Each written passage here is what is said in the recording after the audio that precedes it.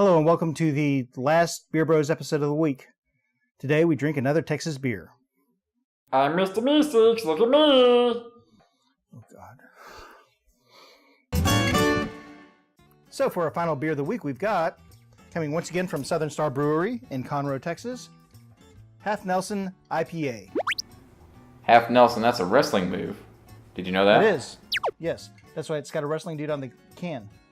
Did you know because of the beer can, or did you know beforehand? I knew both ways. So you knew, but it's nice to have a reminder. Yeah. So, this is another IPA from a Texas brewery. Southern Star Brewing. Southern Star. Yeah. Southern Star, which we've been to. Actually, the real you I've been there with. And Half Nelson IPA, part of their Art Can series, which features art from a local artist. So this Half Nelson on the can is featured for Southern Star associate Keith Amador. That's pretty cool. It's a crispy floral IPA made with half Nelson Sauvin hops and half Mosaic hops. So it's got half Nelson hops. So is it going to strong and strangle you with all the hops that it's got, so bitter? No, it was released on January 13th, so it's down to a level which we would appreciate. Ah, fair enough, fair enough. I learned that from aficionado Sean. So if it's brewed recently, it's more recently it has less smell, or it should have died down a bit. The hops should not be as prominent as they were. Gotcha. And since we are not really hop heads, even though Harvey always says that I'm a shill for the hop industry. Okay. It's very, very effervescent and bubbly with a very light white head. It's pale yellow, straw color yellow. And let me go ahead and give it a smell. It smells kind of juicy. Smells juicy? Yeah, and this may be more indicative of a Northeast style IPA such as Sean reviews constantly on his channel, which we don't have access to because we're in the Dirty South. Isn't Dirty South like Georgia, Alabama, Mississippi? Houston. Yeah.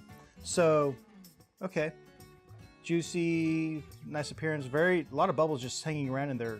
Some effervescing, but some bubbles just in there as though it were amber. So let's go ahead and give it a drink. Clinky drinky.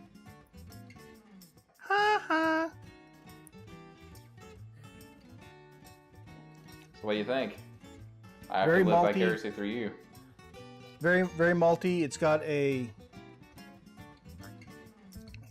tinge of hops to it, but they're very nicely tamed at this point because of the age of the IPA. Okay.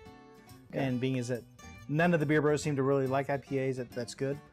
It's so it's drinkable. Like you could have a couple of them. Yeah, and it's not as juicy as one would expect. Or let me re-say that. It's juicy, but not as juicy as the scent would lead you to believe. Yeah, it's good. I like it, especially for the maltiness, because that's very unusual in an IPA. Well, I literally have to take your word for it. So. Yeah. So that being said, of the three beers that we've had, the Southern Star Blood Belt, the a little help.